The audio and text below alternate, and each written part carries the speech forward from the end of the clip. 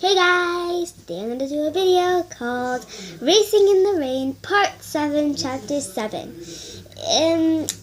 Watch all the parts, and you see there's a little set back there.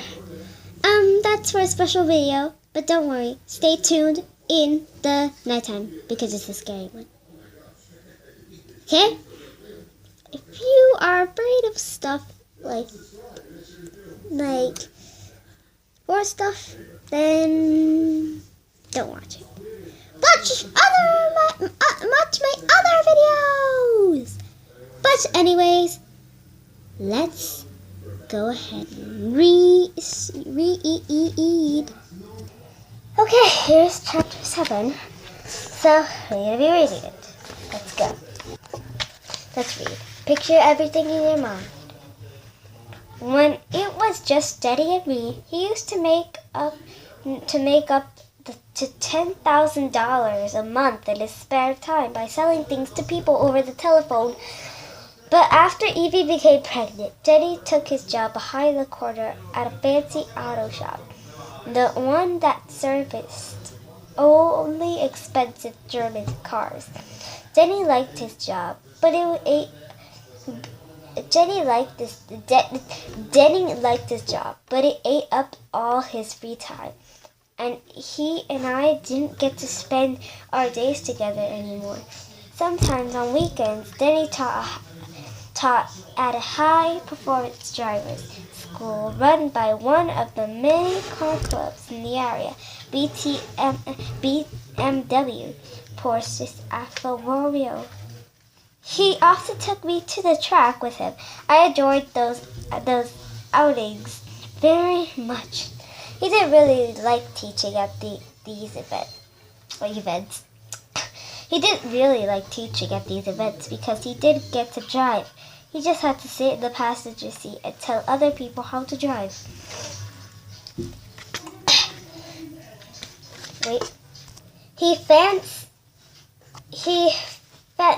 Fantasies about moving somewhere to Serona or Phoenix or even Europe and catching on with one of the big schools so he could drive more.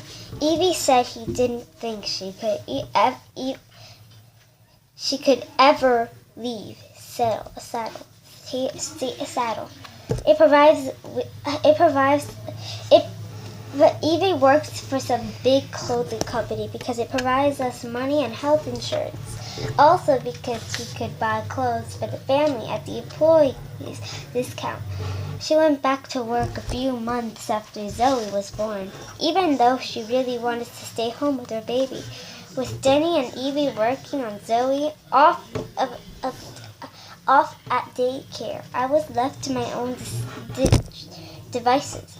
For most of the dreary days, I was alone in the apartment, wandering from room to room, from nap spot to nap spot. I'd spent a lot of time doing nothing more than staring out the window. I had to realize how much I enjoyed having everyone bustling. I had felt so much of a part suddenly. I played a role in Zoe's entertainment. Sometimes after feeding, when she awake and alert and snapped safely into her bouncy seat, Evie and Denny would play monkey in the middle. They would throw a ball of socks back and forth across the living room. I got to be monkey. I leapt after the socks and then scrambled back to catch them. Then I danced like a four-legged clown to catch them again. And when I reached the sock ball, I battered it into the air with my snout. Zoe would squeal and laugh. She would shake her legs with such a force that the bouncy chair would scoot along the floor, and Evie, Denny, and I would collapse in a pile of laughter.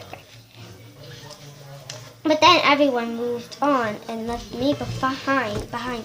I sank into the emptiness of lonely days. I would stare out the window and try to picture what it was like before everyone went away. How much fun we all had together. But it didn't help much. Until one day, when a fortunate accident happened that changed my life. Denny turned on the TV in the morning to check the weather report, and he forgot to turn the TV off. Let me tell you this. The Weather Channel is not about weather. It is about the world. It is about how weather affects us all. In global and also our health, happiness, and spirit.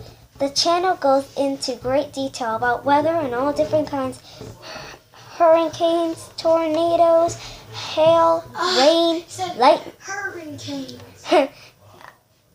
The channel goes into great detail about weather of all different kinds: hurricanes, tornadoes, hail, rain, lightning storms. Absolutely fascinating. So much that when Denny returned from work that evening, I was still glued to the television. "What are you watching?" he asked me.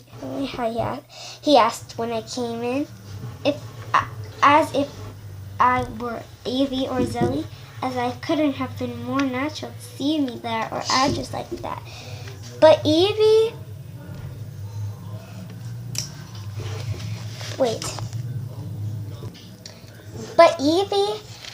was in the kitchen cooking dinner, and Zoe was with her. It was just me.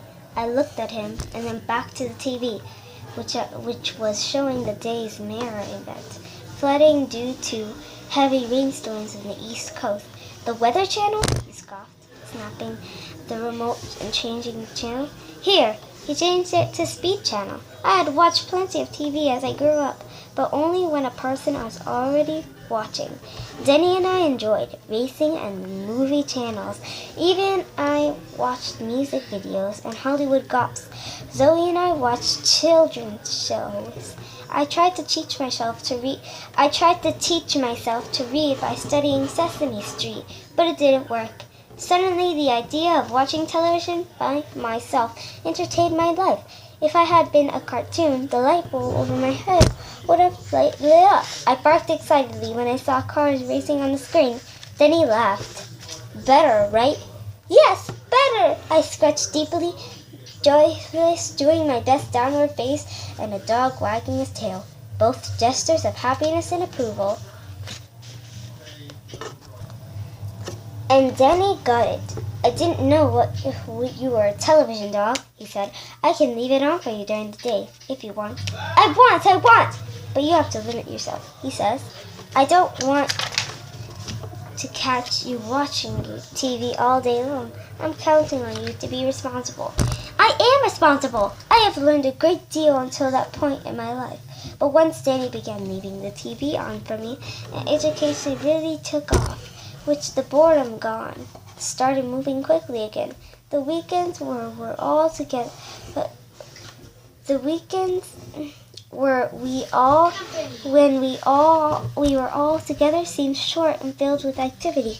And when Sunday nights were bittersweet, that's a great comfort in knowing I had a week of television ahead.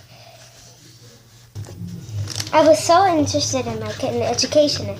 I supported a lot, and I suppose I lost count of the weeks. So I was surprised at the arrival of Zoe's second birthday. Suddenly, I was by a party in the apartment with a bunch of little kids. It was loud and crazy, and all the children let me play with them and wrestle on the rug. I even let them dress me up with a hat and a sweat jacket. And Zoe called me her big brother. Evie's helper, cleaning it up while Jenny opened presents with the kids. She as dumpster, and I used my tongue. After everyone had left, we all completed our cleaning assignments. Danny had a surprise birthday present for Zoe. He showed a photograph that she looked with little interest. But then he showed the same photograph to Evie, and it made Evie cry. And then it made her laugh, and she hugged him and looked at the photo again and cried some more.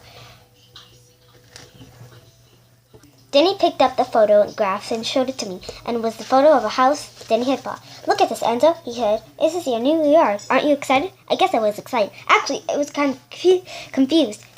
I didn't understand the implications, and then everyone started showing things into boxes and scrabbling around, and then the next thing I knew, my bed was somewhere else entirely. house was nice, and it was stylish little girl. I like to see this on the old house with 2 bedrooms and only 1 bathroom, with plenty of living space. It was sitting very close to its neighbors in a hillside in the country. Even Denny would love this place. They spent almost the entire first time in the except for resorts. When Denny came home from work, he was first said hello to the girls, then would take me outside to the yard to throw a ball, which I happily received, and then Zoe would be big enough that she would run around and squeal while I pretended to chase her. And Evie would imagine, don't want to